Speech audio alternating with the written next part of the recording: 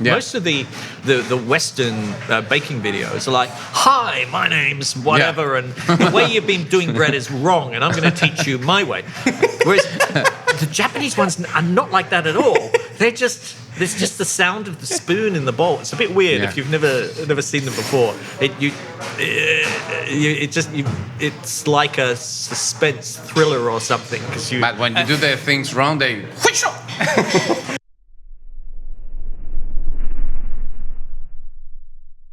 Esta es una conversación con Dan Lepard, panadero australiano, escritor gastronómico, fotógrafo y presentador de televisión. Dan se ha destacado por fusionar métodos históricos de panadería con la creatividad e innovación. Ha sido el autor del bestseller de Handmade Loaf, el cual reúne más de 80 recetas de panaderos artesanales de toda Europa. En esta conversación hablamos sobre sus comienzos como fotógrafo para Vogue Italia, exploramos las razones por las cuales adoptó la panadería como su nueva carrera profesional, su experiencia en la televisión australiana y su punto de vista acerca de la cultura del pan de fermentación natural en Europa y Japón. También hablamos sobre el futuro de la panadería y hasta nos reveló algunos secretos que descubrió en el último tiempo mientras experimentaba con masas. Este es el Gluten Podcast y es presentado a ustedes gracias a nuestros sponsors que podrán encontrar en la descripción de este programa. Ahora con ustedes, Dan Lepard. So Dan, welcome to the Gluten Podcast. Thank you, Alan. So excited. And what an amazing day. The sun is streaming here in. We're in St. John, which is white and beautiful and clean, and... In London. In London. Yeah, sun in London. Yes, we set the cameras in record time. Brilliant. And the microphones too, not only the cameras. So thank you really a lot for having us here at your iconic restaurant and bakery. I must clarify though first, it's not my restaurant, it's not my bakery. However, you had a lot to do here. We have a word when we call something a touchstone, where it's a kind of lucky thing to touch, and I think the whole St. John kind of organization for me has been so wonderful to be connected to in the small ways that I have been. Have you worked here in St. John's? Absolutely, yes. So the very first St. John was started back in 1994, and I was the head pastry chef when it opened, and I created the bakery there, and all the desserts, the famous Eccles cakes, the breads, the things. I did all those to begin with, and then 10 years later, this place, St. John Bread and Wine, opened, and I set up the bakery inside of here too. Okay. So it's just been lovely, really, really lovely. But before talking about that and how you did all this huge work here in St. John's, I would like to know how you became a baker, because you were not a baker at the beginning. No, I mean, if you go back another 10 years, back to 1984, I just arrived in London. I was in the theatre. You're Aussie from Australia. Yeah, from Australia, so I was fresh off the plane. I got into Soho. Did you bring a kangaroo? A kangaroo accent, I think. Kangaroo accent. And somehow I stumbled into photography.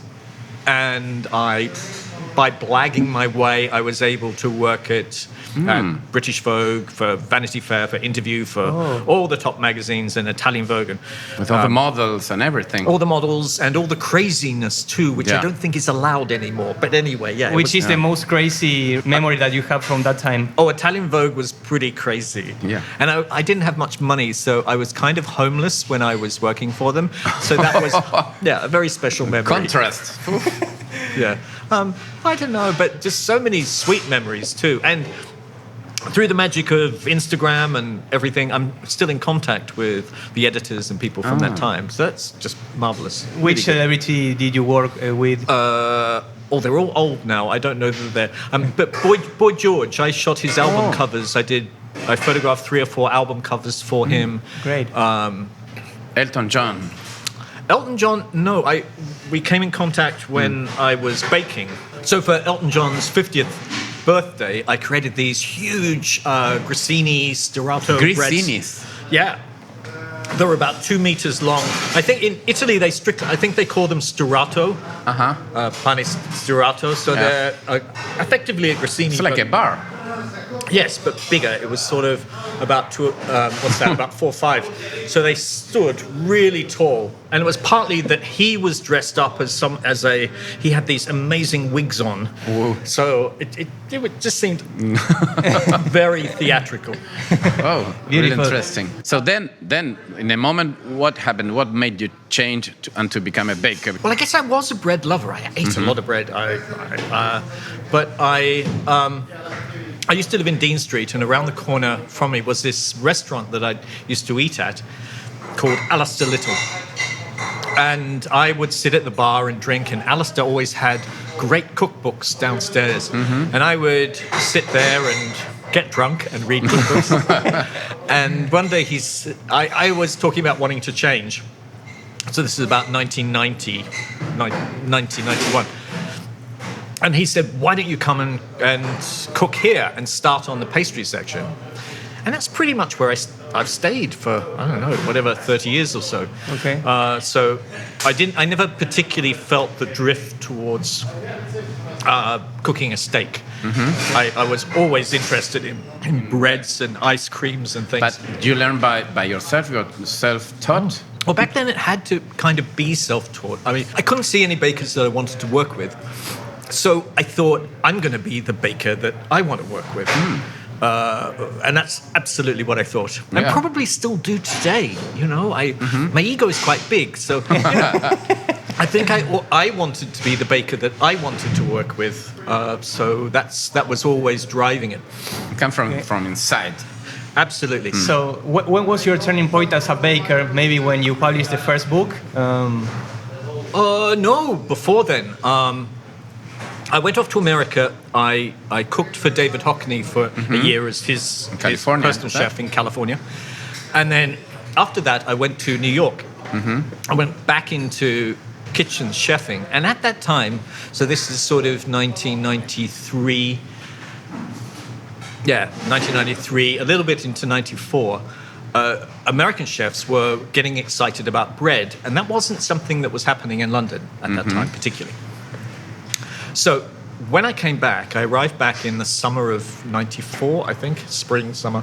And I went back to Alistair Little's, and the very camp Jeremy Lee, the chef who was kind of the junior chef there, said, "Oh, darling, there's no work for you. Go away. Why don't you go down to the French house? I hear they're opening something, you know." And he was so dismissive. And I said, "Oh, okay." So I went to this pub called the French House, and they said, "Our chefs, Fergus and Margot, are opening something in Smithfield. Why don't you go and see them?" So I came down to see them, and it was just a white space, very much like this white space, except there was absolutely nothing in it. And I said to Fergus, "What are you going to do? You know, what kind of interior design and things?" He said, "No, we keep it the same. We keep it exactly the same because the architectural form that has existed is the most important thing. Okay. That is the design, and I think that carried through in his view in food, that the way things grow, the way things exist, is what he's trying to maintain from the ground to the plate." How did you end up being at the bake-off in Australia, which was more pastry, right? So well, interestingly, because of a friend I had from that time who went back to Australia and became a big TV producer. Okay. So in 94, 2004, so about 18 years later, in 2012, I was in San Sebastian doing this pop-up bakery, and we'd just put the shipping containers in place, and I was standing by the fountain by the train station, and I had my new phone. It was my iPhone 4. I was very excited about it. And I got a message on Twitter from this friend saying, "I don't know if you remember me, but I'm the executive producer of Australian Bake Off. I'd love you to do it." Okay. And yeah, it was kind of magic. So when was your first book published? My very first book was published in 1999. 99. Yes. How old were you then? I was like 5 years. Oh, okay. He read it by I the read it, time. yes. You read it then. Okay. Yeah, and it was called Baking with Passion. Okay. And it was published in Mexico, maybe a few years Yeah. later. Yes, In with a an translation. excellent translation, you told me, behind the cameras. Well, yes. I mean, look, I really admire people that speak two languages, so I'm really not in a position to say that, someone's translation isn't good or not. But I have learned that there are great translators, and Iban Yatha, who translated my book, Your second book. my second book. Which is, I think, that second book is the one that made you world known, It's a no? handmaid's love, right? The Handmade Loaf. Yes, and that was translated by Van Yersa, who did an excellent, who did an excellent job. And he loved the book. And many people around the world got into artisan baking because of that book, because it talked very much about the mill and the grain and the flour. And I think prior to that, bread books they tended to use flour as this commodity that, it didn't really matter. And I think I felt it mattered. To put it in context, at the time that opened, I had created a bakery at an Italian restaurant called Locanda Locatelli. Okay. And Great name. very expensive restaurant, a great chef, Giorgio Locatelli. And I had been his pastry chef at his first restaurant in 95, 96 or something. I used to change restaurants quite a lot back then. Yeah. It's normal. It happens when you're young, I think. And I wanted the bread to be really Italian when we were using Italian flour. So I felt that we should use Italian water too. Oh, yeah? What? Yeah. Really? So we bought in all the water as well from Italy. That was very kind of Vogue. Yes, it was amazing bread. Can I just say, it was amazing bread. So, in how many languages the book was translated? Not that many, only maybe 4. Okay. Well, that's a lot. That's a lot, yes. Yeah, but it's been in print since 2004, and it's still in print today, and it's been reprinted in so many editions. So Nice selection. Okay. And from that book, there's this well-known bread, the milk bread, no? Which is, I don't know, I saw every comment on the internet talking about your milk bread. Oh, Could absolutely. you please give us the recipe, the secret recipe, the updated recipe? Oh, absolutely. I mean, it's just a very simple bread, and I think part of me always likes a bread that I don't know that allows the ingredients you put with it to really shine. Mm-hmm. So for me, it was I don't know, just a pure, simple bread. Sourdough fits into that as well. Okay, but this is more like a everyday bread for sandwiches, for toast. Yes, I think in Spain people called it pan de molde. Yeah. Pan de molde, yes, pan de molde. Yes. It's a hit. Pan de molde, it's always the first bread that you fall in Everybody love. likes it, yeah. Everyone's love it. So And the recipe, can you share just a it few with us? ingredients, absolutely. maybe flour. Oh, really what it's about is delaying the addition of butter. I mean, if you do that, that's Not it. at the beginning. Not at the beginning. Let the dough come together, then work the butter in. That's a secret. And only a little bit of butter, not too much. Not too French. Well, I mean, it is a kind of pain de mie, and pain de mie is the loaf of the crumb. Yes, Kind of, yeah. kind of. And what was that thing that caught you about the sourdough bread? At first, because I couldn't make it. I remember at Alistair Little's, there was an American food writer who said, you really need to be making sourdough. So this is back in 92, 91, 92. I was 2 years old then. You were 2. My goodness, there we go. And she gave me this nugget of dough, and I was just perplexed by it. I had no idea what to do. There was no internet then. Yeah. There were no books on sourdough. I mean, and there was no one I could ask. There were some German bakers that knew a little bit, but the German style of sourdough baking is a different thing. Sauerteig. Sauerteig. Is completely different. And I think that I was up for the challenge of making sourdough. Okay. There's something in sourdough that most people. That at the same time happened to me. One day I heard sourdough, and I said, "What's that?" And whoop. Yes. Why do people consider it like a complex process doing sourdough starter? Because they fiddle around too much with it. It's complicated because they make it complicated. People would say to me, what do I do if the dough's sticky? And I'll say, don't touch it. Why are you touching it? Why are your hands in it?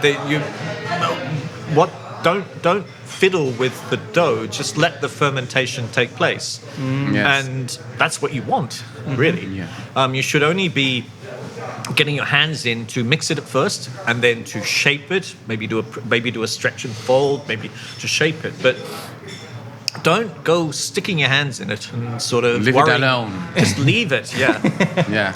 And one or two tips on how to maintain your sourdough starter in a healthy way and maybe active, because that's a problem with a lot of other people who are starting with sourdough world, and they always find a problem with the starter. Oh, it's something a friend, Azalea Torres, who's a Portuguese baker, was talking to me about, and this is something I've really kind of taken on, is that the temperature of the water you use to refresh it really does make a difference. There's a kind of sweet spot that different microbes and different yeast like and don't like. And so with your sourdough, you're looking for the water temperature and ideally holding it at that temperature that gives you the fermentation that you're after. Now, that doesn't mean you need to necessarily use a controlled fermentation, but you need to appreciate what your temperature and your sourdough does in working together. What you're looking for is a rise and aeration that occurs within maybe 6 hours. Yeah, around. But be, should be. Should be, but it doesn't matter if it isn't either. Yes. So depends on the hydration too. If it's too hydrated, maybe it's faster. It's not hydrated, slower. One thing I've learned is that around the world, I've met, thousands of bakers. Yeah. And they've all told me that their way of baking bread is the only way. Yeah. And they all make it differently. So, I think there's some room to move in that. I don't think it needs to be.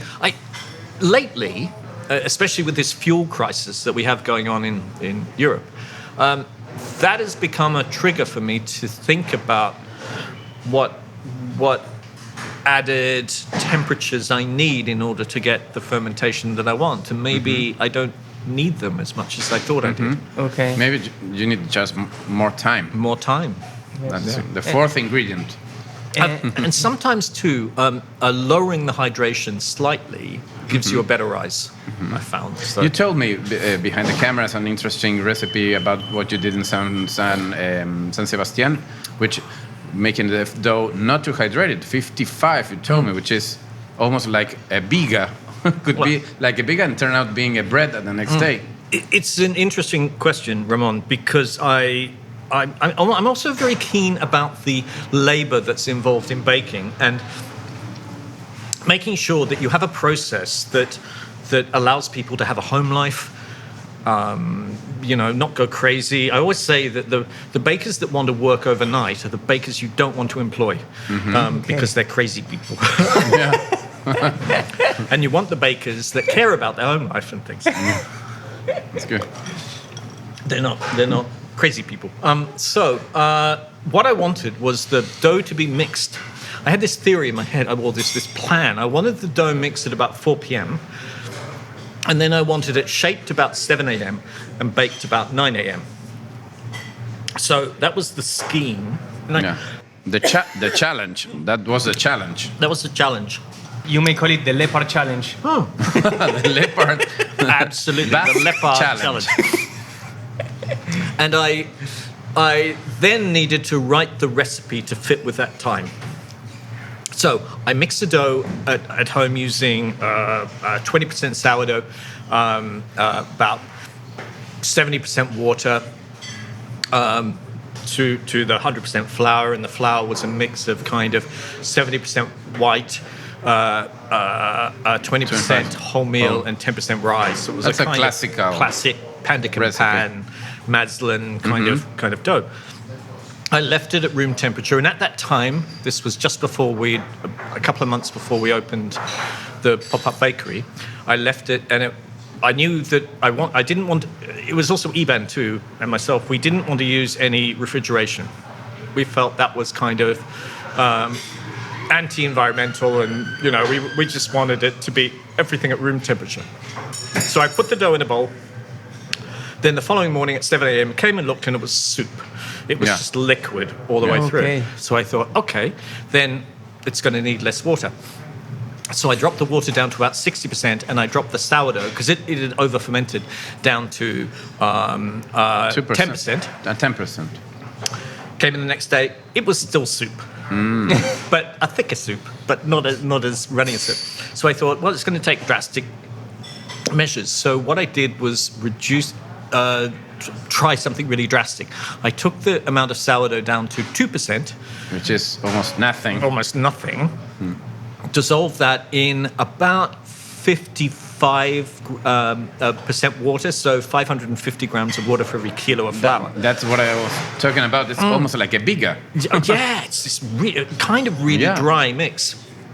And left it, and then the following day, something incredible had happened.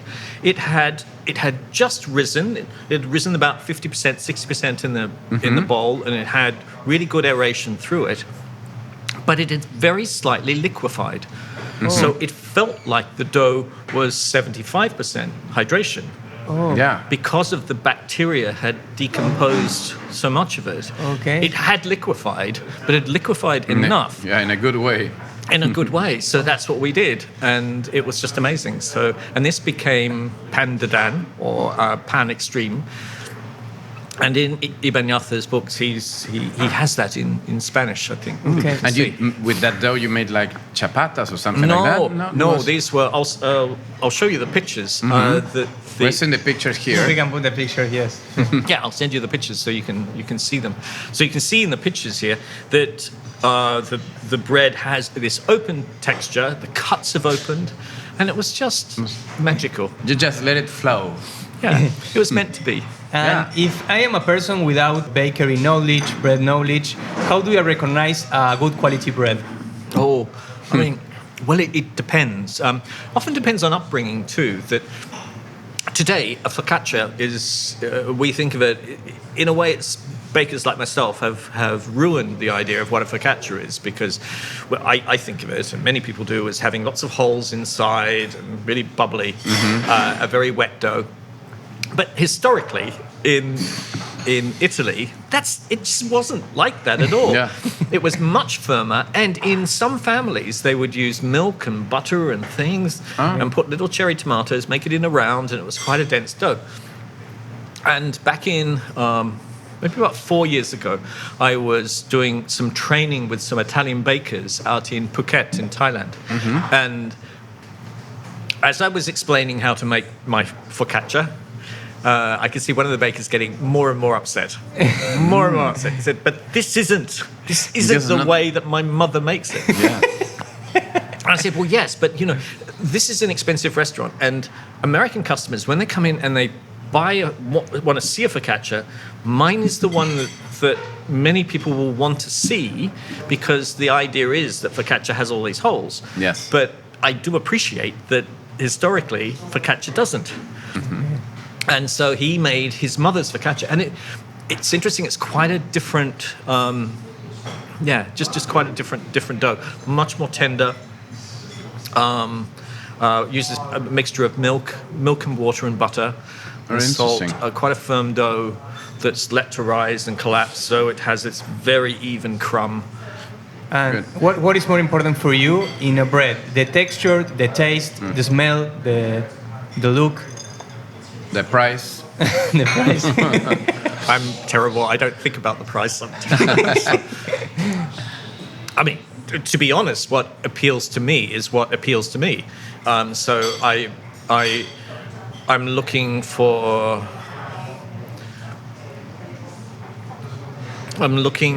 a sense that the bread made has been made intentionally that way. How's that? So that can be different things. It can be, I want if the baker is super proud of what they've made, I love it. How do you recognize that in a bread? Well, I ask them. You ask them? Yeah. What's your favorite bread? Tell me about it. And from that, I determine whether I should buy it or not. Oh, great. Good. You know, I use this trick quite a lot. Yeah, it's a bit bad of me, but I ask. I know that, look, sometimes people are cooking or baking because they need to earn a buck and they've got to pay for their family and their children, and it's a complicated world. But for me, I'm only really interested in the food production that has some, heart behind it and passion behind it. That's what I want. I want that excitement. So if it doesn't have it, I just lose interest. And one thing that I want to ask you, since you've been traveling around the world and giving some classes, is it important to make the same recipe everywhere, or you should be changed around the world with the ingredients maybe that you find everywhere in each different place? It's a really good question, Ramon, because I think that there's a movement right now amongst really sort of cutting-edge bakers around the world where they are trying to make the most of their climate, their grain, their history, and pull it back in. And though there are some great kind of sourdoughs, should I say, in an American style, maybe? Yeah. Because there were some great bakers in America that really pushed this forward. I'm not as interested in that, and I'm more interested in how it reflects a society as it evolves and how it resonates with people. That is it. I don't want to see, if I go French to bread in Thailandia. No, I don't care. I mean, I get it, and I appreciate the craft, but I don't want it. Yeah. It's like, if I go to, say, to Venice, I'm not really looking for bagels. Yeah. I mean, I know some people are, but even if I was, I'd like them to use Italian flour, and maybe have some rosemary and some polenta, or I'd like them to riff a little bit on being Italian. And I realize that also means that I'm not allowing people in that country to be expressive, and that's a problem. But certainly that's, as a consumer, that's probably where I'm coming from.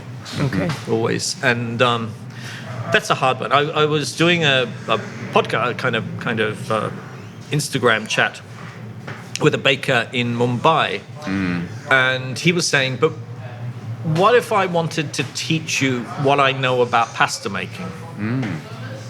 Does that have a place? And I said, well, yes, of course it has a place, but I don't quite have the audience for it. Because I think the audience I have kind of want to know about roti and about different Indian flatbreads. I don't know how we break through. There's a movement now around all the kind of flatbreads.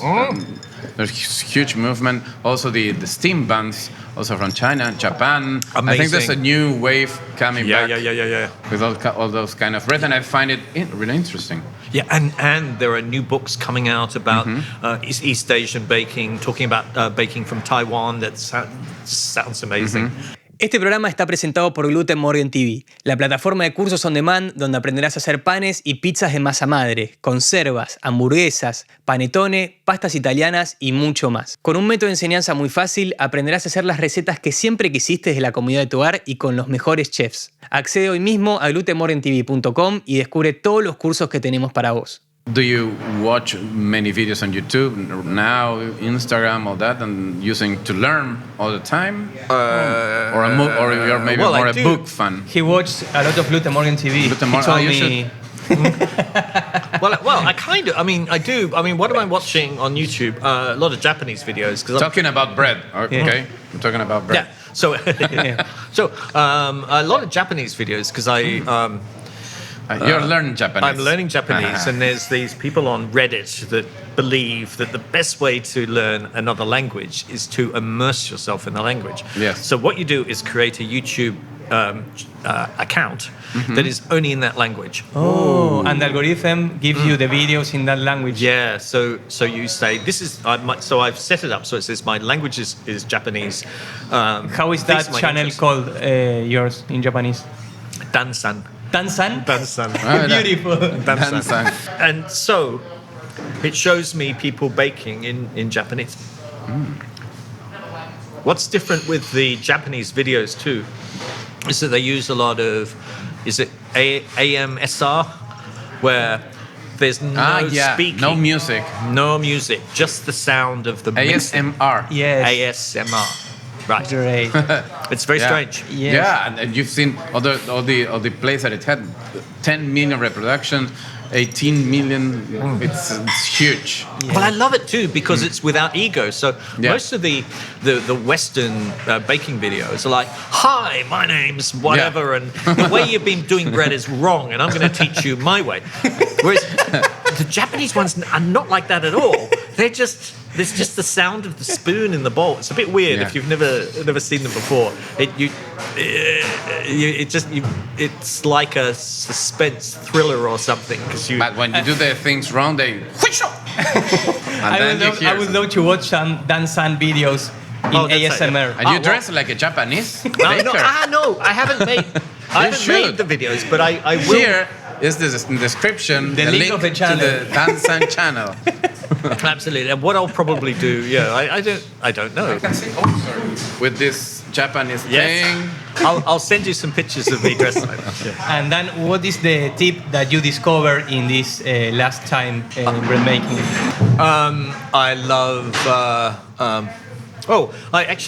Something I've been finding out more about the Kansas State University in the 1930s, where there were so many discoveries made that are absolutely relevant to the way that we bake today. And I'm writing about that a bit, and that's really exciting me because we didn't have access to those papers until pretty recently.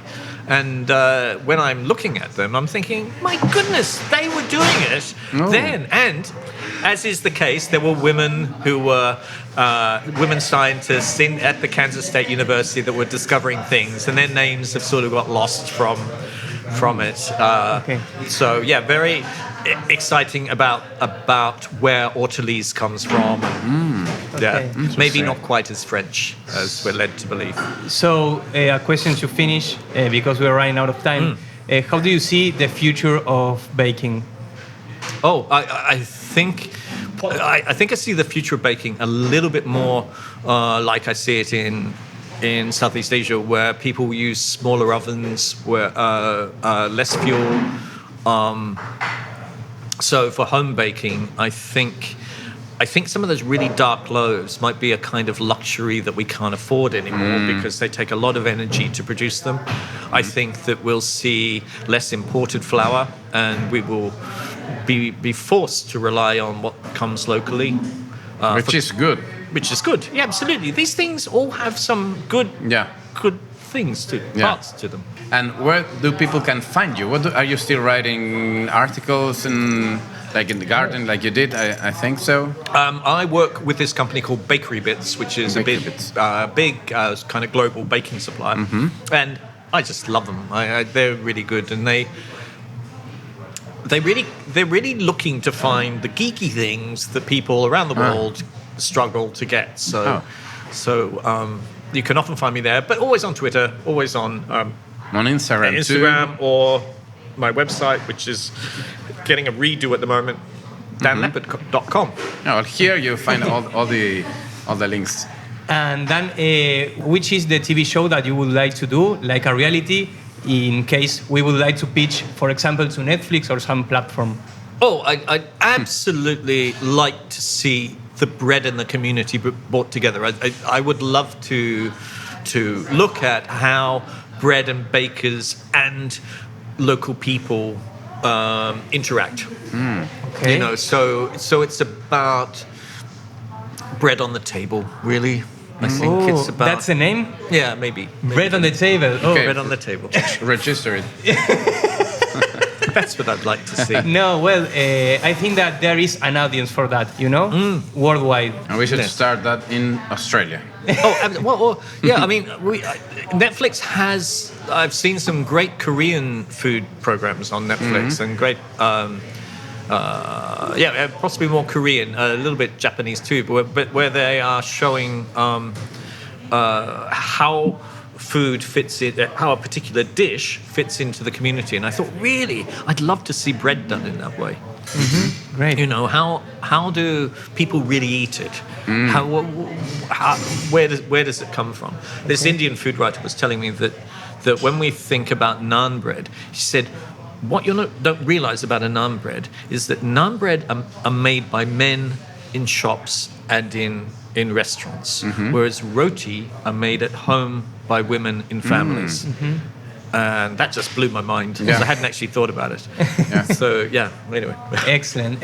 And do you think that industrial bread, or if you want to call it like mechanized bread, may be as good as artisan bread, or it's impossible? Oh, absolutely. I eat both, you know, and I like having really soft bread for some things.